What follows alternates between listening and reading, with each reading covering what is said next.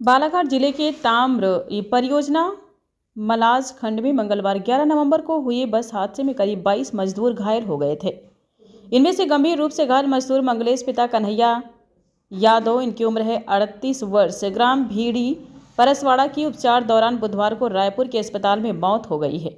मृतक के स्वजन, नाते, रिश्तेदार व ग्रामीणों ने रायपुर से 100 आने के पूर्व ही ताम्र परियोजना के मुख्य गेट के सामने एकजुट हो गए और एसीएल के अंदर जाने वाली सड़क पर गाड़ी अड़ाकर चक्का जाम कर मुआवजा राशि की मांग को लेकर प्रदर्शन किया गया।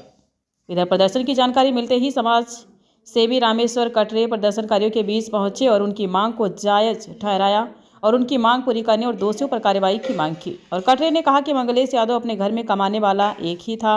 अब घर में उसकी पत्नी और एक छोटा पुत्र है। ऐसे में उन्हें जीविका चलाने में काफ़ी परेशानियों का सामना करना पड़ेगा। इसके लिए मृतक के स्वजन को पालन पोषण के लिए 2 करोड़ की सहायता राशि प्रदान की जाए। मृतक की पत्नी को दैनिक वेतन भोगी कर्मचारी के रूप में स्वास्थ्य केंद्र मलाज खंड में कार्य पर रखने का प्राविधान लिखित में दें। बच्चे की शिक्षा का प्रबंधन आजीवन हो, पूरे स्वजन को निःशुल्क इलाज मिलता रहे सहित अन्य मांगे रखी और कहा कि मांगे पूरी नहीं होने तक हम मृतक के परिवार के साथ हैं और उन्हें न्याय दिलाकर रहेंगे। अरे मैं इस बताना चाहता हूँ कि मेरा छोटा सा बच्चा नाती जो भी है उसका पूरा वो हो और जो है बहू को परमानेंट नौकरी की मांग कर रहे हैं हम लोग। बड़े ही संवेदनशील घटना है। आज से एक सप्ताह पूर्व 11 तारीख को अंडरग्राउंड माइनिंग में काम करते हुए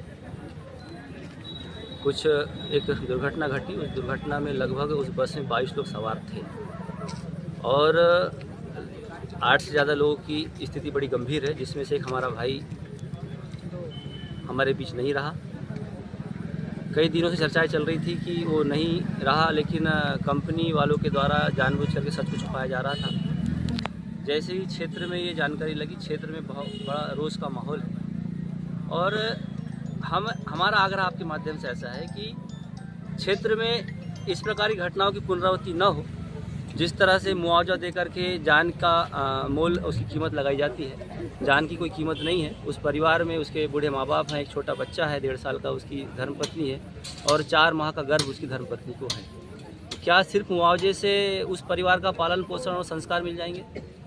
ऐसी घटना की पुनरावृत्ति न हो, क्योंकि हम इस घटना की तह तक हमने जाने का प्रयास किया। हमको जानकारी मिली यहाँ कंपनी के वर्करों के द्वारा कि जिस बस से उस कंपनी के द्वारा स्टाफ को ले जाया जा रहा था, वह बस सेफ्टी फीचर्स के मापदंड में बिल्कुल भी नहीं बैठती थी और शायद सेफ्टी फीचर्स के अनुरूप वह बस होती और यातायात की व्यवस्था होती तो वह घटना नहीं घटती और उस हमारे नौजवान की जान नहीं जाती। अभी फिर हमको एक जानकारी मिली कि एक और हमारा भाई जो भिलाई स्पर्श अस्पताल में था, उसकी भी डेथ हो गई। ऐसी जानकारी हमको मिल रही है। हम प्रशासन से, एचसीएल से और कंपनी से मांग करते हैं कि दोबारा ऐसी घटनाओं की पुनरावृत्ति न हो और साथ ही जो उस परिवार की मांग है, उस परिवार की मांग को पूरा किया जाए, क्योंकि उस परिवार की मांग जायज़ है। एक लौता बेटा उस परिवार का था, वो उस माँ बाप का क्या होगा, उसके 1.5 साल के बच्चे का क्या होगा, उसके उस गर्भ में पल रहे 4 माह के बच्चे का क्या होगा। ये घटना बड़ी ही संवेदनशील घटना है और एक हमें बड़ा खेद का विषय है कि एचसीएल में एक मजदूर यूनियन है, लेकिन आज 50 किलोमीटर 100 किलोमीटर से दूर यहाँ पर लोग आकर के रोष व्यक्त कर रहे हैं। पूरे क्षेत्र में रोष का माहौल है, लेकिन एक भी व्यक्ति हमें यहाँ यूनियन का नहीं दिख रहा है। क्या ऐसे यूनियन का कोई औचित्य है? उन यूनियन के लोगों को यहाँ पर आना था, उस परिवार के साथ में खड़ा होना था, लेकिन बड़ा ही दुखद माहौल है। मैं आपके माध्यम से आग्रह करना चाहूँगा कि ऐसी घटना की पुनरावृत्ति न हो, इसलिए अंदर की व्यवस्था को दुरुस्त की जाए। कंपनियों के पास में अपना खुद का एम्बुलेंस हो, कंपनियां जो लेबरों को लाना ले जाना कर रही हैं, उन लेबरों को लाने ले जाने की यातायात की व्यवस्था दुरुस्त हो नियमानुसार। शायद नियमानुसार यदि बस होती, नियमानुसार यदि वो गाड़ी होती, तो आज ये घटना नहीं घटती और हमारे बीच से हमारा भाई जान नहीं गंवाता।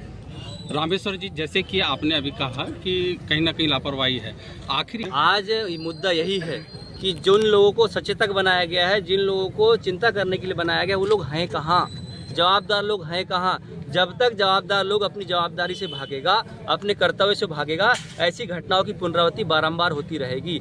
ऐसी स्थिति में समाज को एकजुट होना पड़ेगा, समाज को आगे आना पड़ेगा, हर किसी को नेतृत्व करना पड़ेगा ताकि ऐसी घटना की पुनरावृत्ति ना हो। इस बात का रोष पूरे क्षेत्र के लोगों के अंदर है। आपने देखा होगा यहाँ नौजवान, बुजुर्ग, महिलाएं सब लोग यहाँ रोष व्यक्त कर रहे हैं और सब लोग यहाँ इकट्ठा होकर के ऐसी घटना की पुनरावृत्ति ना हो, इस भाव से यहाँ पे सब लोग एकत्रित हुए हैं। अगर इनकी मांग पूरी न होगी तो फिर क्या किए जाएगी। ये मांग पूरी नहीं होगी। मांग सिर्फ उस परिवार के लिए नहीं है, मांग यहाँ पर ऐसी हमारे द्वारा की जा रही है कि यहाँ जो हजारों लोग अंदर काम कर रहे हैं उन लोगों के साथ में ऐसी घटना ना हो, वो उनका परिवार ऐसे दुख के माहौल में ना डूबे। इसलिए हम ऐसा चाह रहे हैं कि कुछ ऐसी मजबूत व्यवस्था की जाए। आज यहाँ पे कंपनियां लाखों करोड़ अरबों कमा करके लेके जा रही हैं, लेकिन क्षेत्र के लोगों को क्या मिल रहा है? जब घटना घटी 3:05 पे, 4:30 पे, लगभग सवा घंटे के बाद में वहाँ एम्बुलेंस आई और एम्बुलेंस का अस्पताल लाया गया। अस्पताल में भी, जबकि एचसीएल का अस्पताल है, वहाँ पे इतनी अच्छी मजबूत व्यवस्था नहीं कि लोगों को बालाघाट, रायपुर, भिलाई रेफर करना पड़ा। क्या हमारे क्षेत्र से लाखों करोड़ अरबों रुपए कमाए जा रहा है और हमारे क्षेत्र में ही जब यहाँ घटना घट रही तो लोगों की इलाज की व्यवस्था तक नहीं की जा रही? ये बहुत सारी मांग हमारी है। सिर्फ उस परिवार को मुआवजा मिल जाए,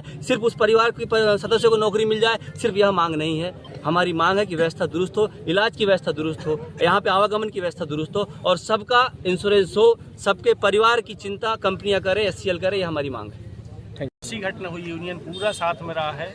वहाँ तक कि जैसे उठा के पेशेंटों को लाने के लिए हॉस्पिटल में यहाँ उतनी सुविधाएं तो नहीं है, वो सब लोगों को अवगत है। यहाँ पे उतने स्पेशलिस्ट डॉक्टर नहीं होने से तुरंत रिफ़र कराने की एम्बुलेंस यहाँ उतने अवेलेबल नहीं थे, क्योंकि 22 लोग अपने जो है उस बस में ये हो गए थे।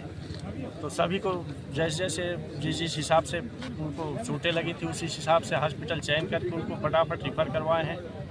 उसके बाद स्पर्श में जो अभी जो यादव जी जो हैं, मिलेंद्र यादव जी जो एक्सपायर हो गए, उनके लिए स्पर्श में पहले थे, वहाँ पे देखे कि यहाँ पे न्यूरो सर्जन उतने अच्छे नहीं हैं, तो उनको छत्तीसगढ़ का सबसे अच्छा प्राइवेट हॉस्पिटल रामाकृष्णा में ये करने के लिए यूनियन ने प्रेशराइज एचआर डिपार्टमेंट को, अपनी मैनेजमेंट को, और तुरंत उसको वहाँ शिफ्ट करवाए हैं। किंतु ईश्वर की कृपा ऐसी हुई कि उन पर ईश्वरी कृपा नहीं हो पाई और आज चल बसे। ये बहुत दुखद घटना है और हमारी यूनियन जो है उस मृतक परिवार के लिए जो भी अपन जितना से अच्छा अपन कर सकते हैं उसकी सर्विस के लिए, उसकी जॉब सिक्योरिटी के लिए, उनके बच्चों की पढ़ाई के लिए, उनको हम क्या क्या कॉम्पनसेशन जो है वो दिला सकते हैं, उसके लिए यूनियन ने ऑलरेडी बात करके रखी है।